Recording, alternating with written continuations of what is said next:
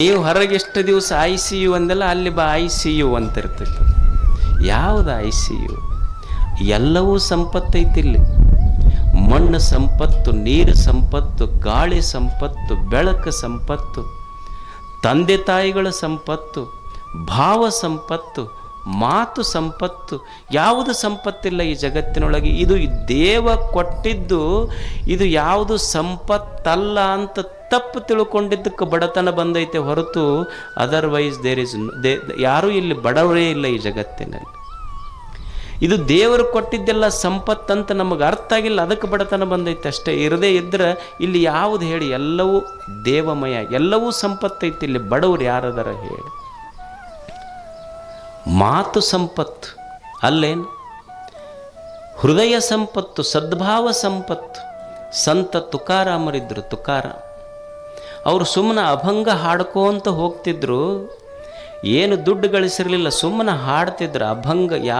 ಯಾವ ಮಾತು ಹೇಳಿದ್ರೆ ಭಂಗ ಬರೋದಿಲ್ಲ, ಅದು ಅಭಂಗ. ಅದು ಯಾವ ಮಾತಿಗೆ ಭಂಗ ಇಲ್ಲ, ನಾಶ ಇಲ್ಲ, ಅದು ಅಭಂಗ. ಅದು ಅಭಂಗ ಹಾಡ್ಕೊಂತ ಹೋಗ್ತಿದ್ರಲ್ಲ.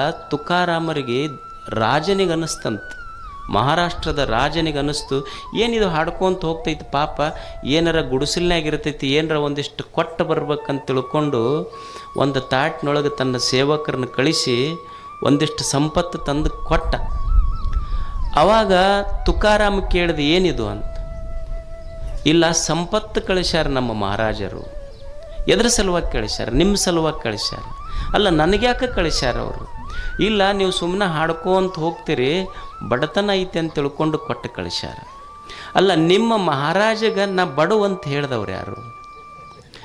ನಿಮ್ಮ ಮಹಾರಾಜಗ ನಾ ಬಡವಂತ ಹೇಳ್ದವ್ರು ಯಾರು?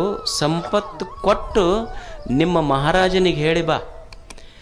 ಯಾವ ನಿಮ್ಮ ಮಹಾರಾಜ ಪಂಢರಪುರದ ವಿಠ್ಠಲನ ಗರ್ಭಗುಡಿಯ ಮುಂದೆ ನಿಂತು ನನಗೆ ಸಂಪತ್ತು ಕೊಡು, ಸಾಮ್ರಾಜ್ಯ ಕೊಡು, ನನಗೆ ಸಾಮ್ರಾಜ್ಯ ಕೊಡು, ಸಂಪತ್ತು ಕೊಡು ಅಂತ ಯಾವ ಪಂಢರಪುರದ ವಿಠಲನ ಗರ್ಭಗುಡಿಯ ಮುಂದೆ ನಿಂತು ಕೇಳ್ತಾನಲ್ಲ, ಆ ಪಂಢರಪುರದ ವಿಠಲನೇ ನನ್ನ ಹೃದಯ ಗರ್ಭಗುಡಿಯೊಳಗಿರುವಾಗ ನಾನೇಕೆ ಬಡವನಿಲ್ಲ? ನಾ ಯಾಕೆ ಬಡವಾಗ್ತೀನಿ ಹೇಳು? ಯಾರೂ ಬಡವರಿಲ್ಲ. ನಮ್ಮ ಭಾವದ ಕೊರತಿದ್ದಕ್ಕೆ ಬಡತನ ಬಂದೈತೆ ಅಷ್ಟೆ. ಪೃಥಿವ್ಯಾಂ ತ್ರೀಣಿ ರತ್ನಾನಿ ಜಲಂ ಅನ್ನಂ ಸುಭಾಷಿತ.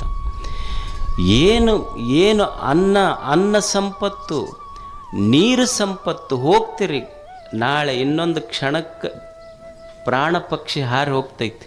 ಹೋಗಾಗ ಏನಂತಾರೆ? ಒಂದು ತೊಲಿ ಬಂಗಾರ ಇಡ್ರಿ ಬಾಯಾಗಂತಾರೆ.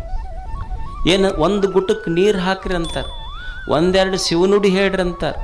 ಅಂದ್ರೆ ನಿನ್ನ ಪ್ರಾಣ ಪಕ್ಷಿ ಹಾರಿ ಹೋಗುವಾಗ ನೀನು ಗಳಿಸಿದ ಸಂಪತ್ತು ಬರಲಿಲ್ಲ, ಒಂದು ಹನಿ ನೀರು ನಿನ್ನ ಜೊತೆಗೆ ಬಂದಿತ್ತಷ್ಟೆ. ನೀರು ಸಂಪತ್ತು, ಅನ್ನ ಸಂಪತ್ತು, ಒಳ್ಳೆಯ ಮಾತುಗಳ ಸಂಪತ್ತು.